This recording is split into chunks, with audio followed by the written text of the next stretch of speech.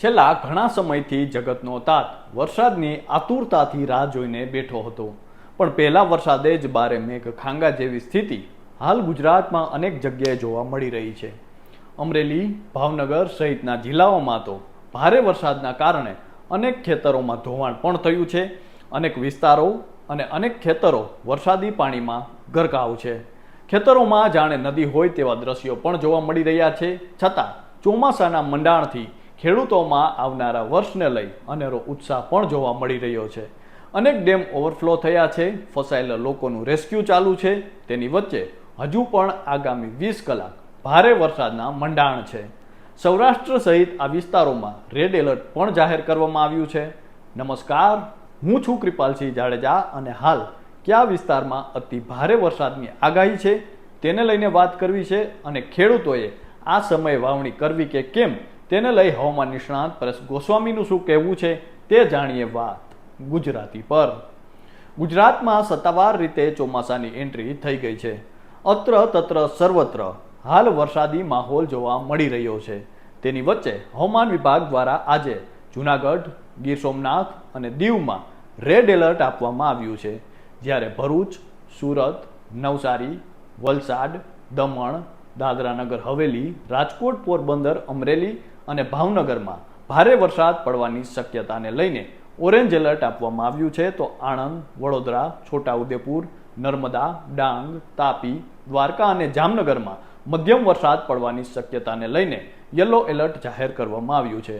હવામાન વિભાગ દ્વારા 20 જૂન સુધી દક્ષિણ ગુજરાત અને સૌરાષ્ટ્રમાં અતિ ભારે વરસાદની આગાહી આપવામાં આવી છે. જ્યારે મધ્ય અને ઉત્તર ગુજરાતમાં હળવાથી ભારે વરસાદની આગાહી આપવામાં આવી છે. ભારે વરસાદના પગલે બોટાદના લાઠીદળમાં ઇકો કાર તણાઈ જતા 6 લોકો લાપતા છે, જેમની શોધખોળ કરાઈ રહી છે. જ્યારે રાજુલાના ઉટિયા રાજપરડા વચ્ચે અને બાબરાના કુંડળ ગામ 2 અલગ અલગ જગ્યાએ કાર તણાવવાના અને 2 બનાવમાં 2 લોકોના જીવ પણ ગયા છે. બીજી તરફ શેત્રુંજી ડેમ ઓવરફ્લો થવાની તૈયારીમાં છે. ભાવનગર કલેક્ટર ડોક્ટર મનીષ કુમાર બંસલે જણાવ્યું હતું કે ભારે વરસાદના પગલે શેત્રુંજી ડેમમાં અવિરત પાણીનો પ્રવાહ સતત આવી રહ્યો છે, જેના કારણે 90% જેટલો ડેમ ભરાઈ ગયો છે અને બપોરે 1 થી 2 વાગ્યા સુધીમાં 100% ભરાઈ જશે. તો પાલીતાણાના 5 ગામો અને ભાવનગરના 12 ગામોને એલર્ટ આપવામાં આવ્યું છે, જેના પગલે તમામ લોકોએ સુરક્ષિત જગ્યાએ ખસી જવાની અપીલ કરી હતી. આપને જણાવી દઈએ કે ભાવનગર જિલ્લાના તાલુકાઓમાં ગઈકાલથી જ શરૂ થયેલા વરસાદમાં 12 ઇંચ સુધીના વરસાદ વરસી ચૂક્યા છે. ત્યારે ગઈકાલે રાત્રે પાલીતાણા તાલુકાના કુલ 3 અલગ અલગ ગામોના કેટલાક લોકોને રેસ્ક્યુ કરવાની જરૂરિયાત ઊભી થઈ હતી, જેમાં કુલ 31 જેટલા લોકોને તંત્ર દ્વારા સહી સલામત સ્થળે રેસ્ક્યુ કરવામાં આવ્યા હતા.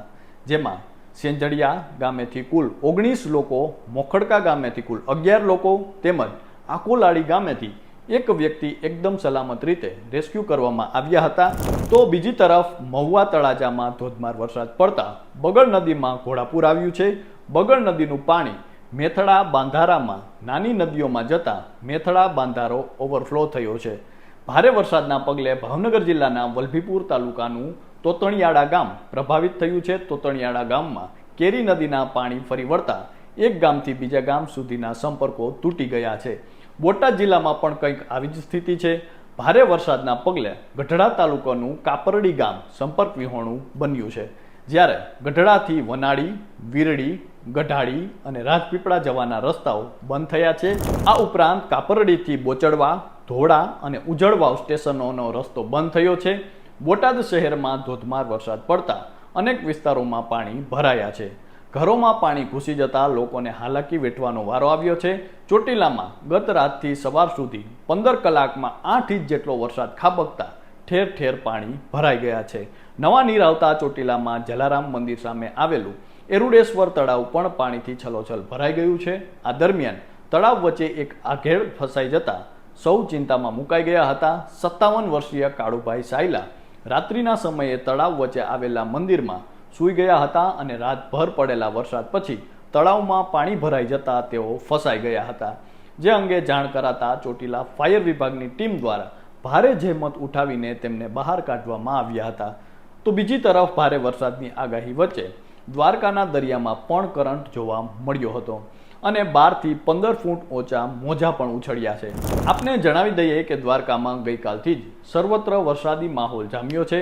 આજે પણ દેવભૂમિ દ્વારકા જિલ્લામાં સવારથી મેઘરાજા મન મૂકીને વરસી રહ્યા છે, જેને લઈને ખંભાળિયા તાલુકાના સલાયાપટ્ટીના ગામોમાં પાણી ભરાઈ ગયા છે.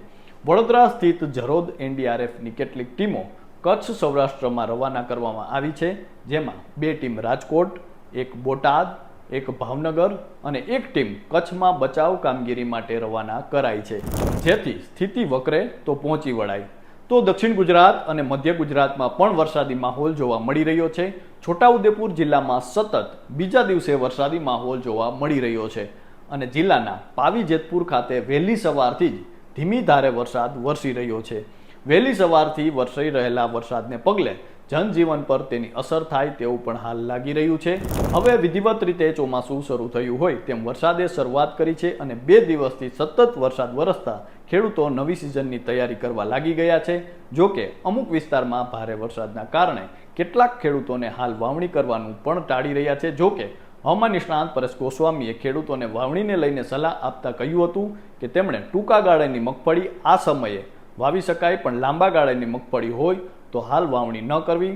સામાન્ય રીતે સૌરાષ્ટ્રમાં કપાસનું ઉત્પાદન વધારે થતું હોય છે, આથી કપાસની વાવણી પણ આ પ્રી મોન્સૂન વરસાદમાં ન કરવી જોઈએ. જો કે હવે ચોમાસાની વિધિવત શરૂઆત થતાં અનેક ખેડૂતો એવા છે કે જેમણે વાવણીની શરૂઆત કરી દીધી છે. જો ચોમાસાના વરસાદની વાત કરીએ તો હવામાન નિષ્ણાતના જણાવ્યા અનુસાર જુલાઈ અને સપ્ટેમ્બર માસમાં ખૂબ જ સારા વરસાદ થશે, જેથી ચોમાસું આ વખતે સારું રહેવાની પરેશ ગોસ્વામીએ આગાહી કરી છે. સામાન્ય રીતે આપને જણાવી દઈએ કે કેરળમાં આ વર્ષે 8 દિવસ વહેલા ચોમાસાની શરૂઆત થઈ ગઈ હતી. કેરળમાં ચોમાસું બેસવાની સત્તાવાર તારીખ 1 જૂન છે, પરંતુ અનુકૂળ વાતાવરણ મળતા આ વર્ષે મે મહિનાની શરૂઆતમાં જ હવામાન વિભાગે જાહેરાત કરી હતી કે 27 મે આસપાસ કેરળમાં ચોમાસું પહોંચી ગયું. પરંતુ હવામાન વિભાગે જે તારીખ જાહેર કરી હતી તેના કરતાં પણ ચોમાસાની વહેલી શરૂઆત થઈ ગઈ છે અને આગામી દિવસોમાં હવે ચોમાસું આગળ વધે તેવી અનુકૂળ સ્થિતિઓ હતી. જો કે અરબી સમુદ્રમાં આ સમય પહેલાં જ એક સિસ્ટમ સર્જાઈ અને ડિપ્રેશનમાં તે ફેરવાઈ ગઈ હતી. તેના કારણે ભારતના પશ્ચિમના દરિયાકાંઠા પર અનેક વિસ્તારોમાં ભારેથી અતિભારે વરસાદ શરૂ થયો હતો. બાદમાં મુંબઈમાં ચોમાસાની એન્ટ્રી થઈ. સામાન્ય સંજોગોમાં કેરળમાં ચોમાસું પહોંચ્યા બાદ 15 દિવસ ગુજરાતમાં ચોમાસું પહોંચતું હોય છે, પરંતુ મોન્સૂન બ્રેકની સ્થિતિના કારણે ગુજરાતમાં આ વખતે ચોમાસું થોડું મોડું પહોંચ્યું. પરંતુ પહેલા જ તોફાની વરસાદ સાથે મેઘરાજાએ ગુજરાતમાં એન્ટ્રી કરી છે. ખેડૂતોમાં પણ ખુશીનો માહોલ જોવા મળી રહ્યો છે. તો આશા રાખીએ આ વખતનું ચોમાસું ખેડૂતો માટે સુખનો સૂરજ લઈને આવે. તો અત્યારે બસ આટલું જ. હવામાનને લઈ દરેક અપડેટ આપના સુધી પહોંચાડતા રહેશું અને મળતા રહેશું વાત ગુજરાતી પર.